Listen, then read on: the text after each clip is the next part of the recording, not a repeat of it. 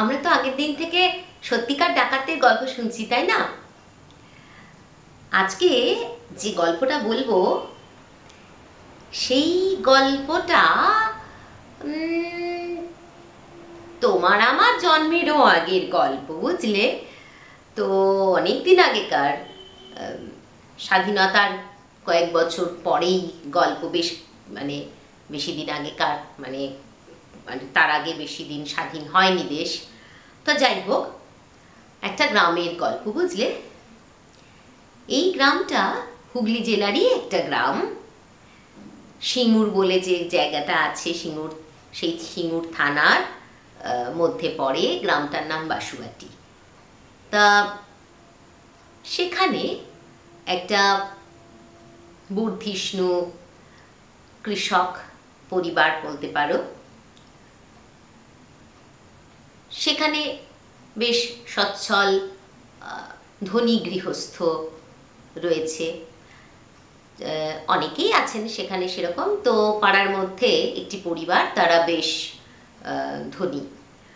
তো আশেপাশে রয়েছে কিছু কামারদের বাড়ি, কিছু দূরে নানান রকমের অন্যান্য পাড়া রয়েছে, কুমোর পাড়া রয়েছে, ব্রাহ্মণদের জায়গা রয়েছে, মোড়লদের বাড়ি রয়েছে। তো এদের যে বাড়িটা, এই যাদের গল্পটা বলছি, বুঝলে, একটা ফাঁকা মাঠ রয়েছে। তারপরে এই যে সম্পন্ন কৃষকদের বাড়ি, যাদের যে বাড়ির যিনি রয়েছেন, দুই ভাই, তাদের নাম মথুরানাথ পাকিরা আর ছোট ভাই সমীর পাকিরা। এরা দুই ভাই, তারা প্রচণ্ড খাটেন তাদের পরিবারের জন্য। এবং যিনি ছোট ভাই, তিনি একটা স্কুলে শিক্ষকতা করেন। এছাড়া তাদের প্রচুর জমি জমা রয়েছে। যিনি বড় ভাই, তিনি, তার একটা রেশনের দোকান আছে। স্বাধীনতার কিছুদিন পরেই রেশনের দোকান, সেখানে তখন যথেষ্ট খাদ্যদ্রব্য, বুঝতেই পারছো, সরকার থেকে আসে। গ্রামের লোকেরা জানে, তাদেরকে বর্ধিষ্ণু পরিবার বলেই জানে। এছাড়া তাদের বাড়ির আর একজন পোস্ট অফিসেও চাকরি করেন। বাড়ির পাশে চলে গেছে রাস্তা, রাস্তার ওপারেই রয়েছে খাল। সেই খাল অনেকটা গিয়ে বড় নদীতে মিশেছে। খালের ওপারে জঙ্গল রয়েছে, সে জঙ্গল দিয়ে অনেকটা দূর, জঙ্গলের পর তারপরে আবার গ্রামের মানুষের বাড়ি রয়েছে। তো এদের যে বাড়িটা, এদের বাড়ির পরে সেরকম খাল, তারপরে তাদের লোকজনদের বাড়ি। তো গ্রামের যেন এই সব তখনকার দিনের যেরকম হতো, তাদের নিজেদের জ্ঞাতিদের পরিবার, অর্থাৎ নিজেদের ধরো জ্যাঠতুতো, খুড়তুতো, এই সমস্ত ভাইদের বাড়ি, কাকাদের বাড়ি, অন্যদের বাড়ি, এগুলো সব নিয়ে ঘিরে সব মানুষ একসঙ্গে বসবাস করতো। বাড়িগুলো আলাদা থাকতো, কিন্তু নিজেদের পরিবারের মতো হয়েই তার এক একটা পাড়া। তো এই যে পাখিরাদের কথা বলছি, তো এদেরও আশেপাশে তাদের জ্ঞাতি ভাইরা, তাদের খুড়তুতো ভাইয়ের বাড়ি, তাদের জ্যাঠতুতো ভাইয়ের বাড়ি, প্রচুর এরকম বেশ কয়েকখানা ঘর বাড়ি রয়েছে। তো সেই সম্পন্ন গৃহস্থ তারা, তাদের মাঠের যে খামার বাড়ি, সেখানে ধানের বুড়ো মড়াই রয়েছে, সেখানে খড়ের গাদা রয়েছে। তো এই সব রয়েছে। কেন এত কথা বলছি বুঝতে পারবে একটু পরে, বুঝলে? তো একদিন কি হয়েছে, এদের বাড়িতে ডাকাতি। তো গ্রামের লোকেরা, খুব বেশি দূরে দূরে তো বাড়ি নয়, তখন কার দিনে গ্রামের লোক মোটামুটি 9টা, 9:30টার মধ্যে তারা শুয়ে পড়তো।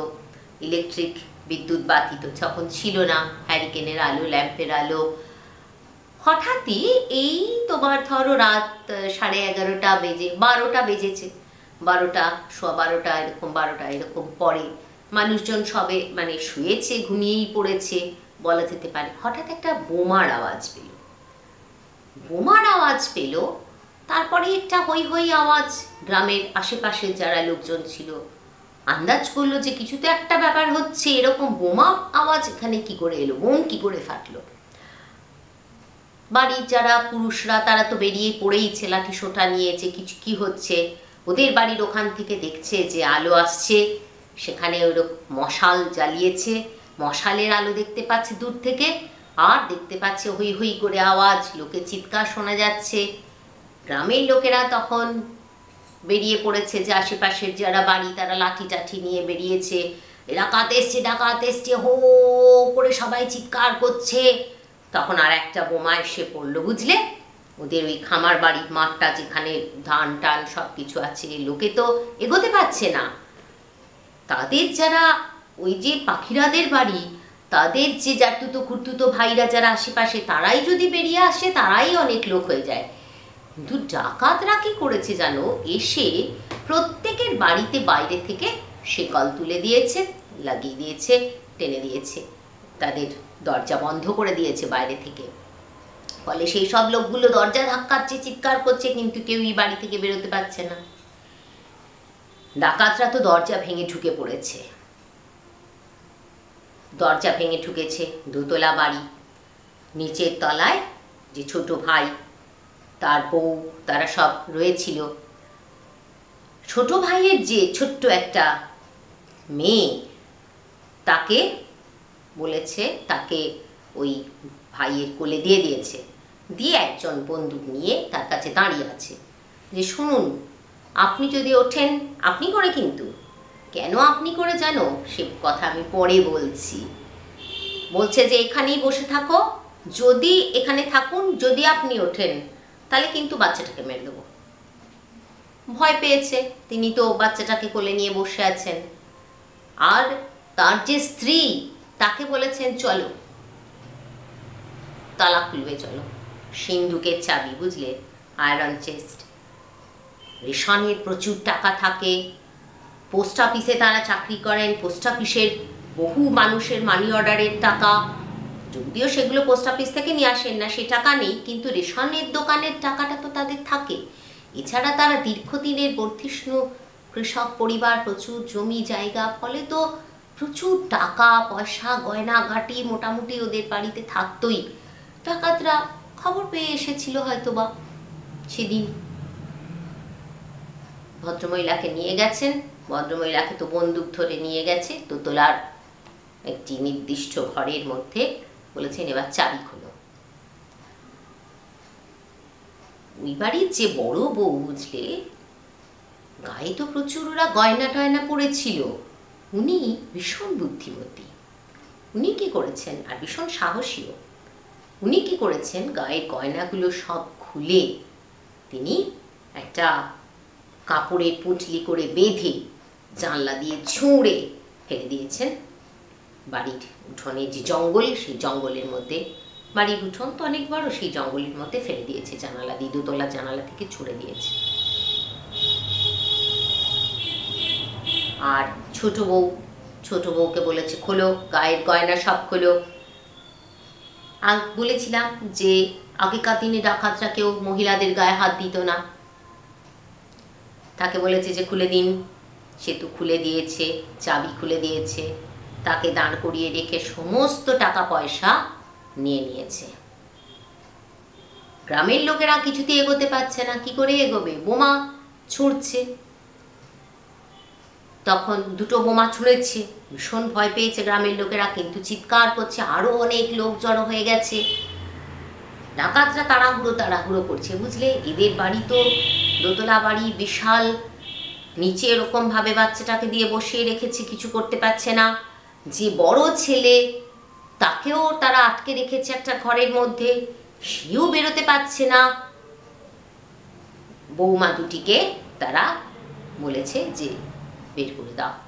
তো বড় বৌমার কথা বললাম, ভীষণ বুদ্ধিমতী, তাকে যখন ডাকাতরা গিয়ে ধরলো, তখন তার গলাতে কানেতে এই ছোট ছোট গয়না আছে, কারণ কেউ তো না হলে বিশ্বাস করবে না। ওকে বললো খুলে দাও, সে খুলে দিল।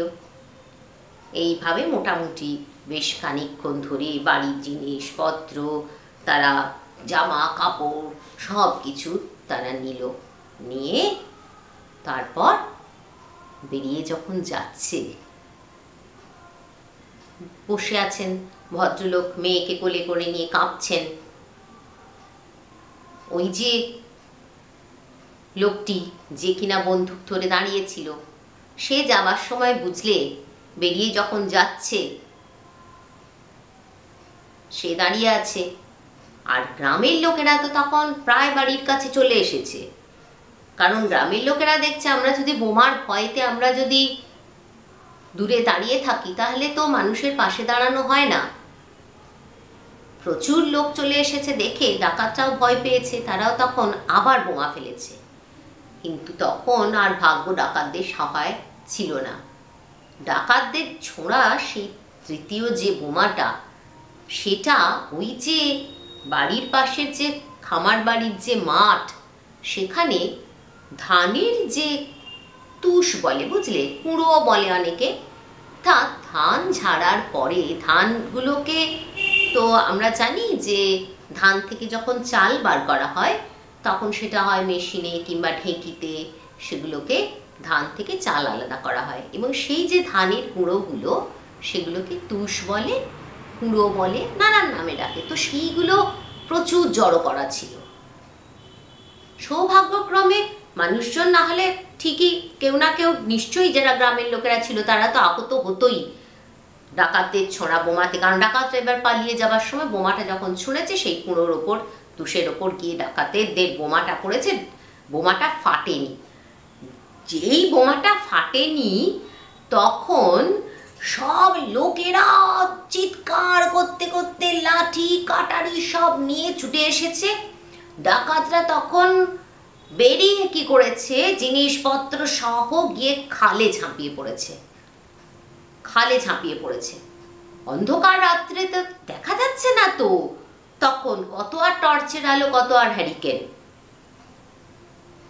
আর যে লোকটা বন্দুক নিয়ে দাঁড়িয়েছিল সে আর দুজন যাবার সময় কি করেছে জানো, সেই যে সমীর পাখিরা যে কিনা স্কুলে পড়ান তার পায়ে হাত দিয়ে প্রণাম করে যাচ্ছে। সে তো হতভম্ব ভদ্রলোক, তার তো সব গেছে, আবার ডাকাতে কেন তাকে প্রণাম করে? ডাকাত প্রণাম করে বলছে, মাস্টার মশাই আবার আসবো। বলছে আমি আপনার ছাত্র ছিলুম বলে তো ডাকাত ছুট। মাস্টার মশাই তো হতভম্ব হয়ে বসে আছেন। আর সেই যে বড় বৌদি যিনি কিনা গয়নাগুলো ছুঁড়ে ফেলে দিয়েছিলেন জঙ্গলের মধ্যে উঠোনে, তিনি তখন ডাকাত, এই ভাই শোনো শোনো, ডাকাতকে ভাই বলে ডাকছে, এই ভাই শোনো শোনো, তোমরা তো সব নিয়ে গেলে কিন্তু ওরা কাউকে জখম করেনি, আমাদের বাড়িতে একটু মোমবাতিটা জ্বেলে দিয়ে যাবে বলে মোমবাতিটা এগিয়ে দিয়েছে। তো ডাকাতরা মোমবাতি জ্বালিয়ে দিয়ে চলে গেল। আর যাবার সময় বলে গেল, মাস্টারমশাই আবার আসবো বলে তো চলে গেল। মাস্টারমশাই তো এতক্ষণ ধরে মেয়ে কোলে নিয়ে বসেছিলেন, এবার হতভম্ব হয়ে উনি জ্ঞান হারালেন। কারণ ডাকাত বলে গেল আমি আপনার ছাত্র ছিলুম। তারপর তো ডাকাত খাল পার হয়ে ছুট। তাই এই গেল মাস্টারমশাইয়ের বাড়িতে গল্প, ছাত্র ডাকাত।